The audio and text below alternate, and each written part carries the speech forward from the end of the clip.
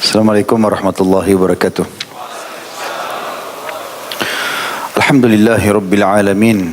Segala puji dan puja kepada Tuhan alam semesta, Allah subhanahu wa ta'ala, Zat yang maha kuat, maha adil, maha bijaksana, Zat yang maha hidup dan terus menerus mengurus makhluknya. Tidak ada sekutu bersamanya dalam setiap kegiatannya, dan rahmatnya amat luas bagi orang yang patuh dan beriman, serta amat berat siksanya bagi orang yang membangkang dan kufur.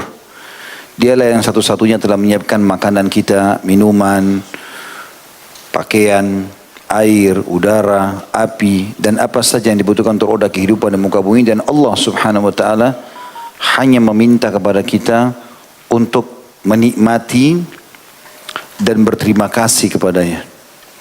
Dan kalimat terima kasih dalam agama kita dibahasakan dengan syukur. Serta Allah subhanahu wa ta'ala merangkumkan kalimat syukur itu di satu kalimat yang semua orang bisa ucapkan, yaitu Alhamdulillah. Maka jadilah orang yang selalu mengucapkan kalimat ini. Selanjutnya kita panjatkan salam hormat kita kepada manusia terbaik, turunan anak Adam terbaik, orang yang telah disempurnakan jalur nasabnya, fisiknya, ilmunya oleh Sang Pencipta Allah, sebaik-baik manusia yang dijadikan sebagai suri tauladan.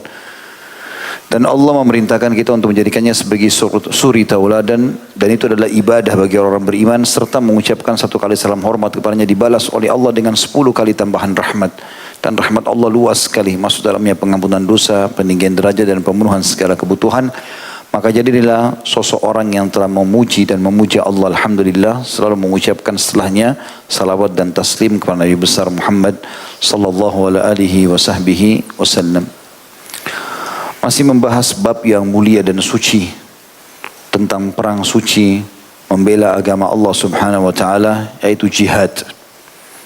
Yang sebagaimana sudah saya sebutkan pada pertemuan sebelumnya, di zaman sekarang ini membahas jihad bisa sensitif sekali. Harapan orang-orang yang tidak senang dengan Islam, bab ini dihapus, tidak boleh dibahas lagi, karena alasan akan melahirkan garis keras, fundamentalis, radikalis, dan segala macam istilah yang sekarang mereka lemparkan ke generasi muda muslim supaya mereka tidak mau mempelajari larangan-larangan Allah subhanahu wa ta'ala, apalagi kalau sesuatu yang dianggap tegas.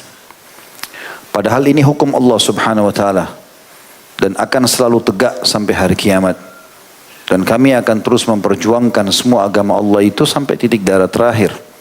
Tidak mungkin ada hukum Allah yang dihapus oleh kaum munafikin yang tidak suka dengan hukum Allah subhanahu wa ta'ala ini. Ada juga orang yang terlalu berlebihan, karena terlalu semangat akhirnya menyalahgunakan kalimat jihad. Akhirnya mereka bunuh diri, membom sana sini, membuat kerusakan. Akhirnya mereka mendapatkan predikat kaum khawarij karena membunuh dirinya, memberontak, merusak keadaan. Ini tidak boleh sama sekali. Bukan sifat orang beriman masalah itu. Maka kita sebagai ahli sunnah wal jamaah membahas dengan jelas, dengan dalil dan jelas mana jihad yang benar. Oleh karena itu dalam bab ini sangat gamblang sekali dibahas oleh Syekh Abu Bakar rahimahullah. Bahkan kita sudah melakukan 2 pertemuan dan itu pun belum selesai. Akan banyak pertemuan-pertemuan di depannya untuk menyelesaikan masalah itu. Kita akan masuk sekarang materi ke-7 tentang etika jihad. Di dalam jihad terdapat etika yang harus dijaga, tata krama. Karena hal itu termasuk faktor penyebab diperolehnya kemenangan di dalamnya. Yang pertama, tidak menyebarluaskan rahasia pasukan dan strategi perang yang akan dijalankan. Kebiasaan Rasulullah SAW jika akan pergi berperang, maka beliau akan merahasiakannya, seakan-akan beliau bermaksud melakukan perbuatan yang lain, sebagaimana dijelaskan dalam sebuah hadis yang sahih riwayat Bukhari nomor 2947. Jadi Nabi SAW itu paling suka kalau mau pergi perang, walaupun diiklankan jihad, sahabat semua pada kumpul, tapi tujuannya siapa Nabi nggak sampaikan, kecuali kepada panglima-panglima perang saja. Jadi prajurit pun tidak tahu, untuk menjaga rahasia. Karena kapan tersebar, maka satu saja dikorek informasi, maka akan terbongkar informasi penyerangan. Ini strategi perang dalam Islam. Makanya Nabi SAW waktu mau menyerang Mekah, itu beliau menuju ke Hawazim, ke kota Taif. Memang kebetulan Hawazim ini mau menyerang Madinah. Tapi Nabi SAW menyerang mereka setelah pembebasan kota Mekah. Mekah dulu takluk, baru kemudian Hawazim. Karena Hawazim ini di kota Taif, ini kota kota nomor 2 terbesar setelah Mekah. Kalau serang Hawazim dulu, maka orang-orang Mekah bisa membantu Hawazim dari belakang. Nabi SAW setelah dekat dengan Hawazim lalu belok tiba-tiba langsung menuju pintu gerbang Mekah. Baru pasukan tahu, oh ternyata kita mau serang Mekah. Tiba sudah malam, pasukan tidur, besok baru segi nyerang. Jadi seperti itulah kurang lebih. Ada 2 peperangan Nabi SAW di antara seluruh peperangan beliau alaihissalam yang beliau iklankan langsung. Karena itu perintah wahyu, yaitu perang Khaybar dan perang Tabuk. Setelah pembebasan kota Mekah, setelah mengalahkan suku Hawazim, sebelum meninggal Nabi SAW, peperangan terakhir beliau perang Tabuk, menyerang wilayah Heraklius. Pasukan Romawi yang tadinya di perang Mu'tah, Muslimin sempat terpukul mundur. Nah, Nabi SAW menyerang wilayah itu. Tapi tidak terjadi peperangan. Nah, di perang Tabuk itu, tapi lebih banyak pembongkaran kedok orang-orang kaum munafikin. Teman-teman bisa kembali ke kajian saya di YouTube, insya Allah masalah sirat itu sudah ada. Jadi ini yang pertama etikanya. Harus kita betul-betul jaga rahasia peperangan. Termasuk jumlah pasukan, senjata andalan. Tidak usah bangga-banggain kepada orang. Kita cuma tahu nanti di kancah peperangan kita pakai. Gitulah. Orang banyak tahu. Yang kedua, memakai kode. Kalau sudah masuk di kancah peperangan, simbol atau isyarat di antara anggota pasukan dalam melakukan komunikasi antara sebagian mereka dengan sebagian lainnya pada saat berbaur dengan musuh atau posisi mereka dekat dari tempat persembunyian musuh. Suatu ketika Rasulullah SAW bersabda, Inna imbayyatukumul adu faqulu hamim la yunsarun. Apabila musuh menyergapmu di waktu malam, maka katakanlah hamim la yunsarun. Hamim potongan awal Al-Quran. La yunsarun, mereka tidak akan menang atau tidak akan ditolong. Adapun kode yang dipakai oleh pasukan tentara yang berperang di bawah pimpinan Abu Bakar radhiyallahu anhu ialah lafaz amit, amit atau matilah, matilah. Hadis ini diriwayatkan Tirmidzi nomor 1682. Ya. Ini menggunakan simbol-simbol ini agar muslimin saling tahu, oh ternyata di sebelah saya sedang muslim, supaya antum jangan salah bacot. Akhirnya salah pukul orang muslim nanti yang dibunuh gitu kan. Tapi akhirnya kalau menggunakan simbol tahu gitu kan. Ya. Yang ketiga, ini yang suka cerewet harus belajar ini. Tutup mulut ketika memasuki medan perang. Kegaduhan serta teriakan adalah 2 sebab yang menyebabkan kegagalan, mencerai-beraikan kekuatan dan mengacaukan fikiran. Hal itu sebagaimana dijelaskan dalam salah satu hadis yang telah diriwayatkan oleh Abu Daud di nomor 2556 bahwa para sahabat Rasulullah SAW tidak menyukai suara teriakan saat berperang. Tidak serius, hadapi musuh, lawan saja. Kau usah teriak, pecikan takbir sesekali ya. Awal menyerang, tapi pada saat lagi sibuk peperangan sudah konsentrasi saja. Yang keempat, memilih lokasi perang yang strategis, menertibkan pasukan dan memilih waktu yang tepat dalam menyerang musuh. Karena di antara petunjuk Rasulullah SAW dalam soal perang adalah memilih lokasi dan waktu yang tepat dalam melakukan peperangan. Sebagaimana hadis riwayat Tirmidzi. Ya. Jadi Nabi SAW itu pada saat mau perang, beliau masuk ke lokasi dulu, cari tempat posisi yang paling tepat. Dan kalau misalnya seorang pemimpin menyampaikan kita mulai atur di sini dan di sini, kemudian antum kebetulan menjadi salah satu panglima perang yang bisa memberikan nasihat. Kalau antum lihat itu kurang tepat, antum bahasakan. Karena pernah terjadi pada saat Nabi SAW mau perang Badar. Jadi kalau kita ibaratkan meja ini adalah gunung di Badar itu, di satu sisinya ada pasukan kafir, sisi lainnya ada pasukan Muslim. Maka di sisi pasukan muslim Nabi SAW awalnya mau taruh pasukan di tengah-tengah. Sehingga kalau musuh datang dekat untuk dihadapi. Tapi rupanya ada beberapa sahabat ahli di medan perang. Mereka melihat di belakang gunung ini, jadi pasukan musuh kalau putar, itu di sisi sini, di belakang pasukan muslimin ada sumur-sumur banyak. Maka mereka bilang, ya Rasulullah, maafkan kami. Kami ingin bertanya, apakah meletakkan pasukan di tengah-tengah sini adalah wahyu dari Allah atau hanya strategi perang Anda? Kata Nabi SAW, strategi perang. Kata mereka, ya Rasulullah, saran kami pasukan muslimin di belakang saja dekat dengan sumur. Sehingga kalau mereka haus, mudah minum. Dan tidak ada sumur di sisi lain gunung, cuma di sini saja. Sehingga orang kafir pun sulit untuk datang menguasai sumur. Maka Nabi SAW mengatakan, pendapat yang baik. Lalu Nabi SAW terima dan dipundurkan pasukan ke dekat sumur. Seperti itulah. Berarti kita bisa berikan masukan, dan ini salah satu strategi memilih tempat-tempat yang tepat. Ya. Kemudian yang kelima, menyeru orang-orang kafir untuk memeluk agama Islam terlebih dahulu sebelum mengumumkan perang terhadap mereka atau menyerang mereka. Jadi sebelum menyerang, mengumumkan peperangan, kita tawarin masuk Islam. Kirim dulu surat, kecuali kalau mereka sudah tiba-tiba menyerang baru kita melawan. Tapi selama pasukan masih ada waktu untuk negosiasi, kirim utusan ke sana untuk menjelaskan dan menawarkan Islam.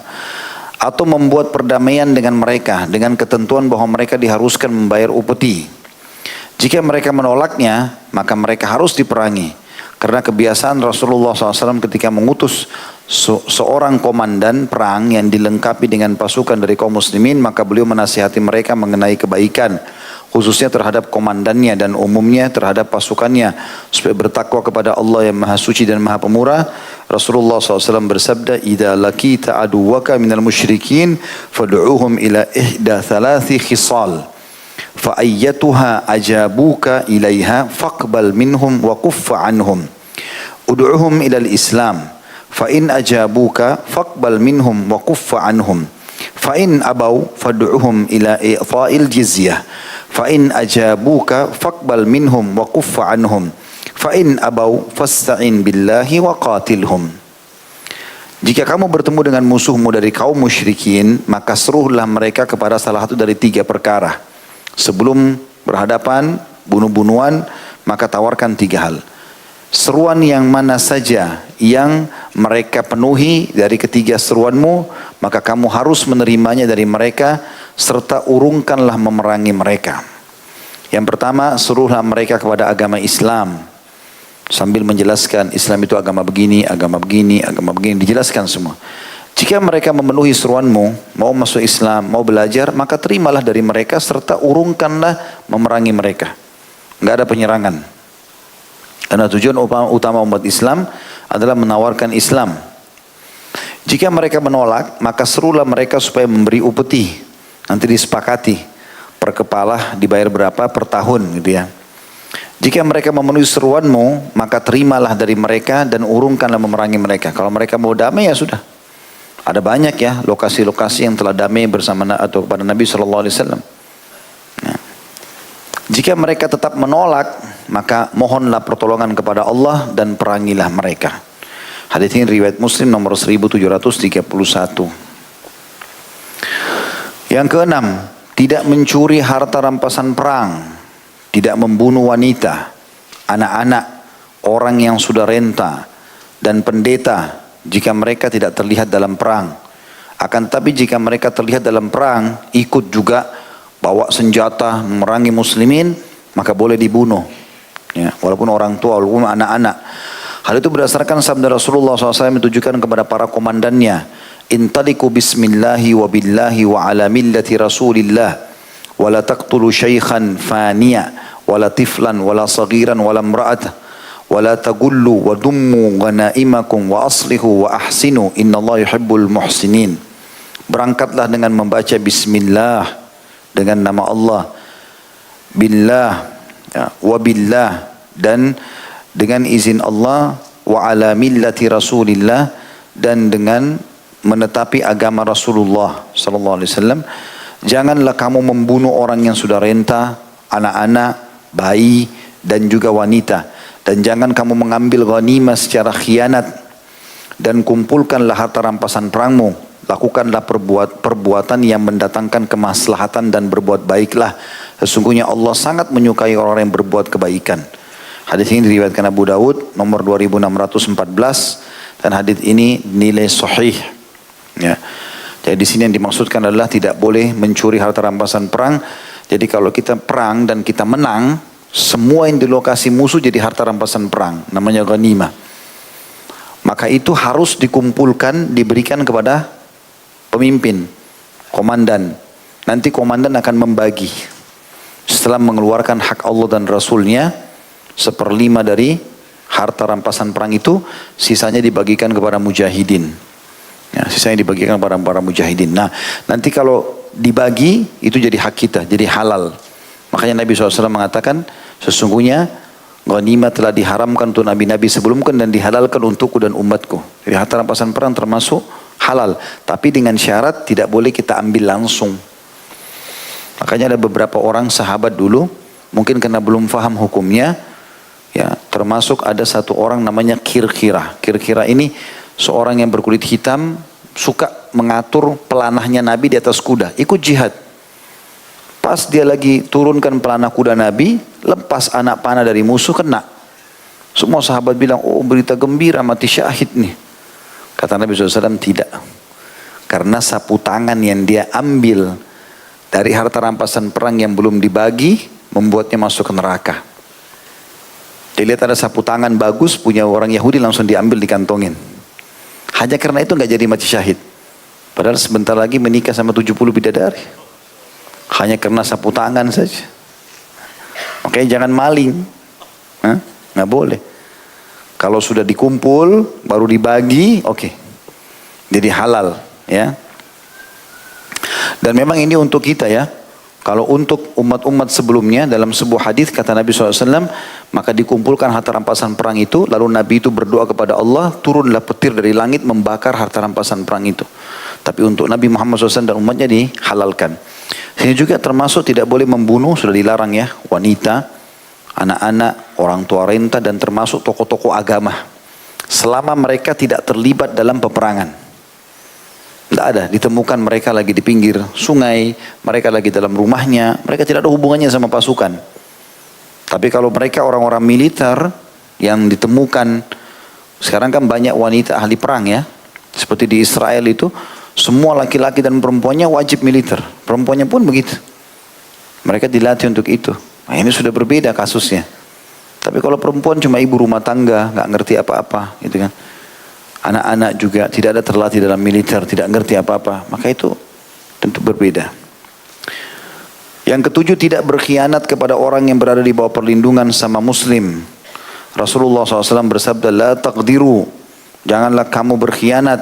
Hadis riwayat Muslim nomor 1731.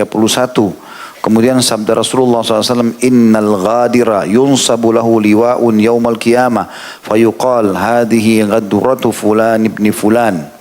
Sesungguhnya orang yang berkhianat panjinya akan dipasang untuknya pada hari kiamat dan dikatakan inilah pengkhianatan fulan bin fulan. Hadis ini riwayat Bukhari nomor 6177 dan Muslim 1735. Tahu maksudnya nih berkhianat ini.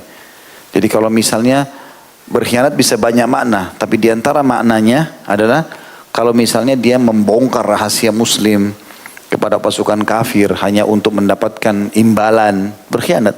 Bisa orang munafik lakukan itu ya. Bisa juga bermakna adalah berkhianat di sini ada akad yang sudah ditulis antara muslimin sama orang-orang kafir, akad perdamaian misalnya. Maka enggak boleh kita membunuh orang kafir yang di bawah naungan perdamaian Islam. Diistilahkan dengan mu'ahad. Makanya kata Nabi SAW dalam hadis Bukhari, man qatala mu'ahadan lam yari raihatal jannah wa nariha la tujatu min masirata arba'ina kharifa. Siapa yang membunuh orang kafir di bawah naungan perdamaian dengan kaum muslimin, sudah ada akad damai walaupun tadinya berperang sama kita, siapa yang coba-coba orang Islam bunuh itu, maka dia tidak akan mencium bau surga dan baunya tercium dari jarak 40 tahun.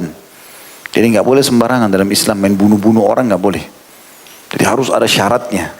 Bahkan kalau antum menyerang musuh sebelum instruksi pemimpin, matinya sia-sia. Saya jelaskan beberapa tahun sebelumnya kan ada seorang sahabat begitu. Nabi SAW ingatkan waktu di Khaybar, jangan serang musuh walaupun mereka keluar. Rupanya saking semangatnya orang ini, waktu Nabi sudah bilang begitu, disampaikan kepada semua pasukan, dia sendiri waktu orang Yahudi keluar dia pergi melawan. Terbunuhlah dia. Maka Nabi SAW bersabda, ya, tidak akan masuk surga orang yang telah melanggar pemimpinnya. Ya. Atau kama qala Nabi SAW gitu. Kemudian yang ke-8, tidak boleh membakar musuh. Ya. Walaupun mereka tadinya membakar umat Islam, tidak ada urusannya sama itu.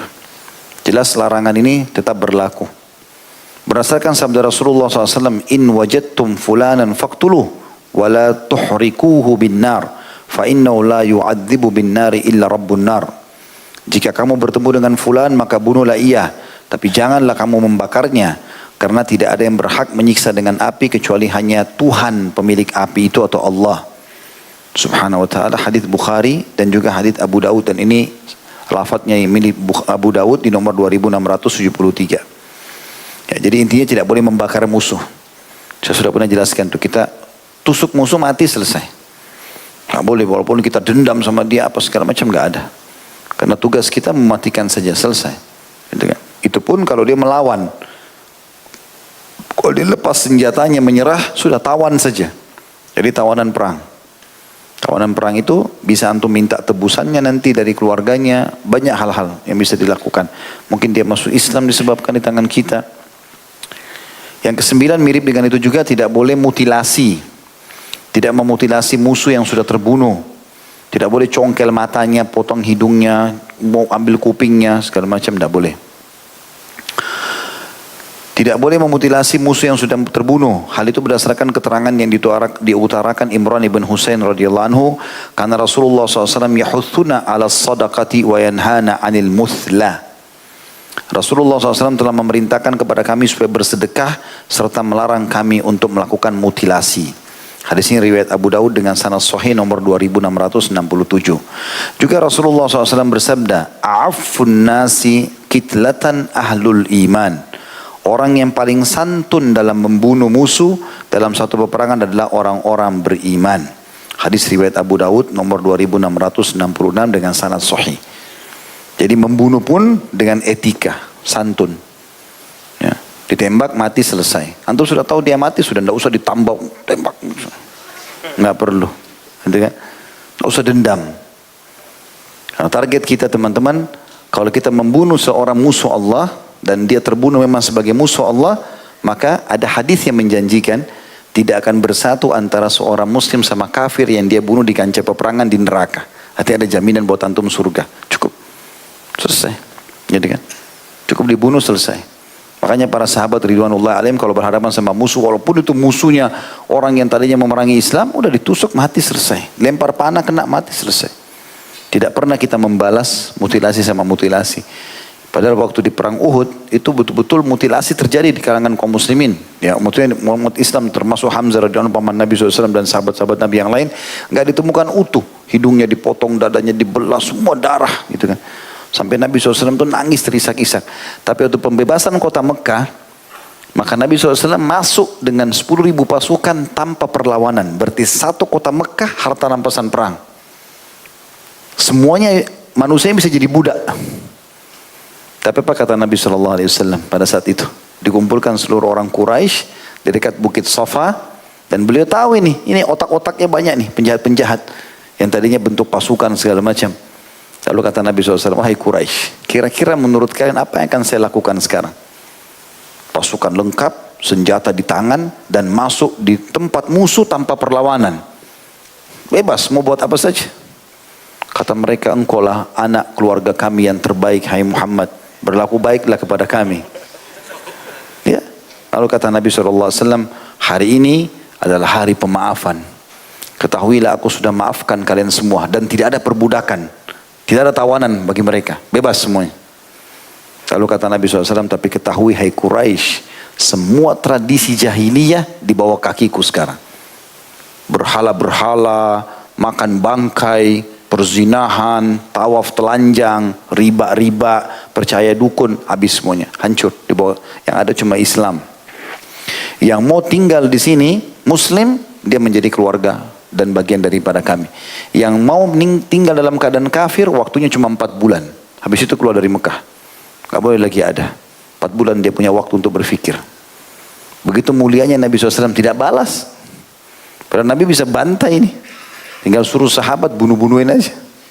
Bahkan waktu Nabi SAW masuk Mekah, beliau pastikan 10 orang bunuh mereka, kata Nabi SAW. Ini penjahat-penjahat besar.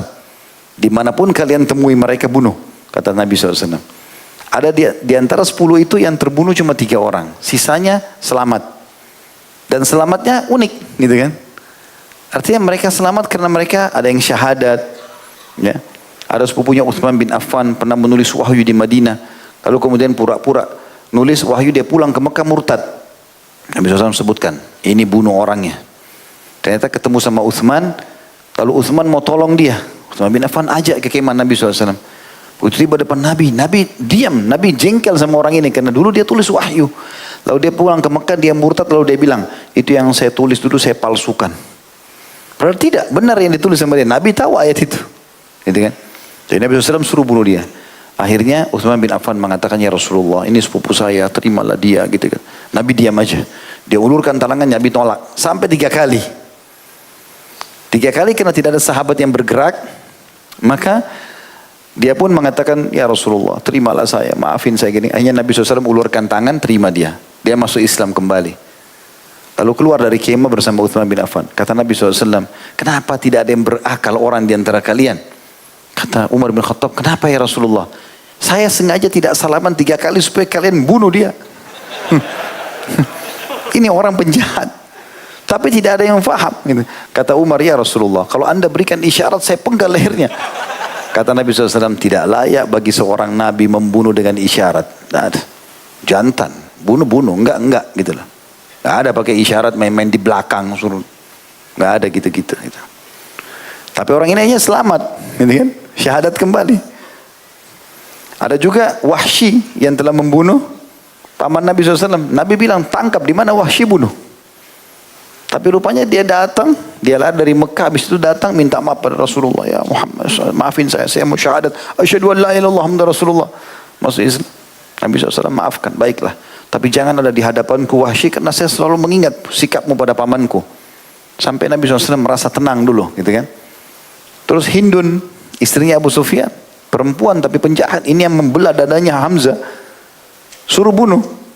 Tapi dia pakai tutup mukanya semua pakai cadar, nggak ketahuan. Waktu Nabi SAW membaiat wanita-wanita di Mekah, rupanya di belakang dia. Lalu Nabi SAW bilang, tidak boleh kalian berzina, tidak boleh kalian membunuh, tidak boleh kalian mencuri. Tiba-tiba dia nyeletuk Hindun. Dia bilang, ya Rasulullah, siapa yang mau berzina? Karena dulu di Mekah rupanya wanita-wanita mulia tidak berzina. Yang berzina itu hanya orang-orang budak-budak gitu. Walaupun suaminya pezina, yang perempuannya tidak mau berzina. Mereka merasa mulia, gitu loh.